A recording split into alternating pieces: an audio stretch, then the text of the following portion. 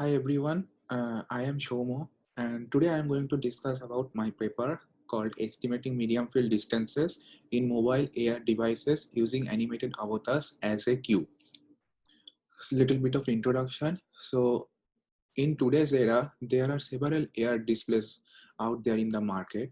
So you can purchase the optical see-through devices like the HoloLens, or you can purchase like the video see-through devices, the Z Mini, which you can attach to a virtual VR headsets like HTC Vive, and then you can make them as AR devices. Or you can simply purchase the iPhones or some Android phones which supports the AR features, and you can easily install some AR apps in them, and they runs pretty good.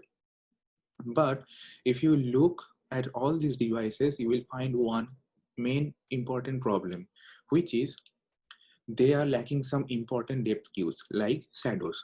So why it is important? Take a look to this image, which has been taken from Mamasian et al.'s paper in 1998. Now, if you see this cube, you can easily understand that the cube is whether on the ground or off the ground just by looking at the shadows, because you can see like you can easily tell that it is on the ground, but it is not on the ground, it is off the ground and it is high above the ground. Okay, so shadow is one of the key important problem which will give you the key important thing which will actually give you the idea of depth perception. But this image has been taken from a HoloLens, and this picture has been taken from the paper by Rosales et al. In 2019. And you can see like the virtual object, you can, but you cannot actually say like whether it is on the ground or off the ground, all right? But here you can say one thing like this cube is located at a distance from you. How can you say that? Just by looking at the chairs, and like there's the chair, you can understand like this, there is something happening in your brain which will actually tell you like, okay, there is a distance between the virtual object and you. So how can you judge the egocentric distance? So according to Cutting et al. In their paper, so they have mentioned like 10 depth cues which are actually helping you to estimate the distance in real world. So we are going to take this type of depth cues and try to see like whether these depth cues are very much essential in AR also for distance estimation. Little bit of brief history about the distance estimation in AR. So this has been done pretty long, for like 15 years maybe. So, but still, like people generally found that people used to underestimate the distances of a virtual object in AR, in HMDs, basically in the personal space to action space. Personal space means the distance up to 2 meters from an observer, and the action space means from 2 meters to 30 meters. Now, sometimes it has been found that people used to overestimate the distances of the virtual objects in action spaces or beyond action spaces. So the beyond action spaces are called vista spaces, which is like beyond 30 meters. Also, it has been found that sometimes the environment, like whether it is an indoor environment or an outdoor environment, that may sometimes plays a key role to estimate the distances also. But because of these three foundings, there is no unanimously accepted reason why people underestimate or overestimate distances in AR. Interestingly, people used to find this problem or used to try to solve this problem in AR HMDs, but there are relatively less amount of papers in mobile AR devices. I think like 6 to 7 papers are there, and I think 2 or 3 papers are available where they are working with virtual avatars in mobile AR displays. So this is the paper from where I got motivation. So in this paper, Liu et al., so they actually compared virtual human with a real human placed at different distances in medium field, like 10 meters, 18 meters, or 25 meters and 40 meters, which you need to see through this mobile device. Okay, and then they have found that people are pretty much accurate about the distances, about the estimated distances.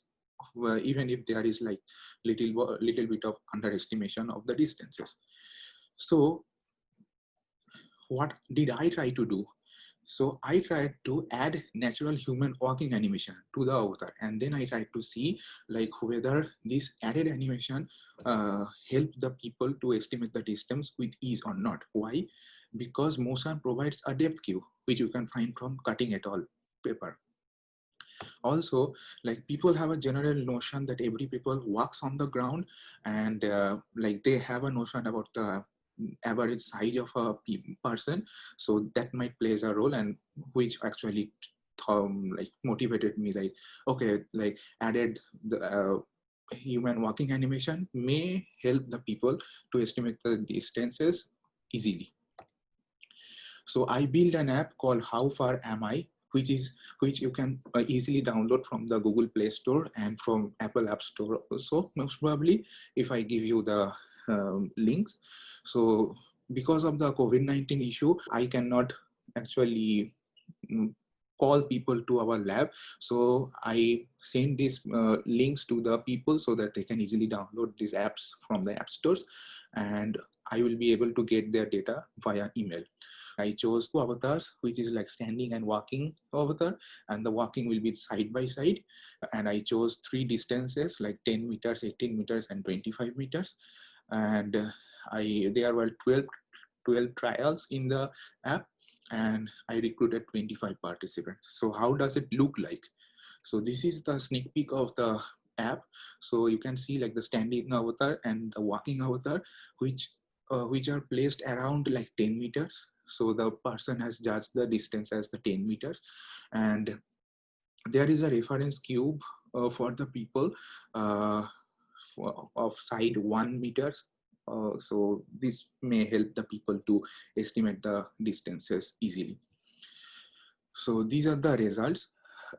So you can see like what we saw in Liu et al.'s paper, that people used to underestimate the distances, but still they are pretty much accurate about the distances in mobile AR. Okay, but here I have found that the walking avatar, the estimated distance of the walking avatar is generally lower than the standing avatar. And I also asked some people to give their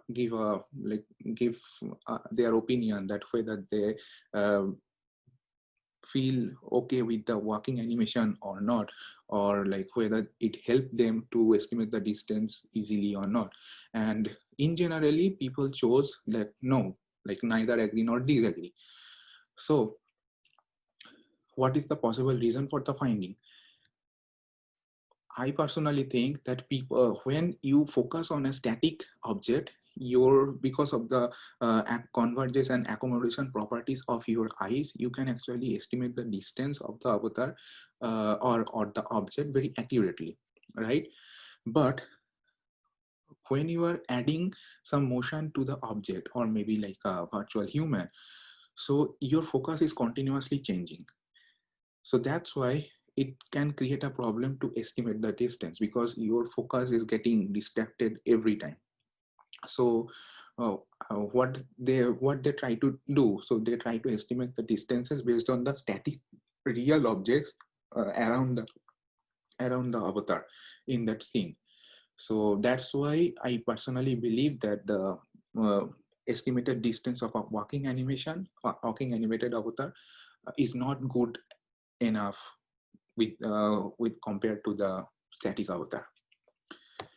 So the conclusion, so this study supports the result of the previous findings, like what I found in the Liu et al.'s paper, and also like previously people showed that in mobile devices people used to generally estimate the distances very accurately. So I found this in my study also. I also found that the added animation did not help people more, and the possible reasons for the accurately estimated distances are like the reference cube may help them to estimate the distances. Also, people are more familiar with the size of a human being than a virtual object. The third could be like in the environment could provide valuable depth cues while estimating the distances. And lastly, the perceptual distortion from the real world to the mobile air display could contribute some part in estimating the distances accurately. And I also need to run more subjects to see like whether running more people's data or gathering more people's data will change the result or not. So I hope you enjoyed my paper, and thank you.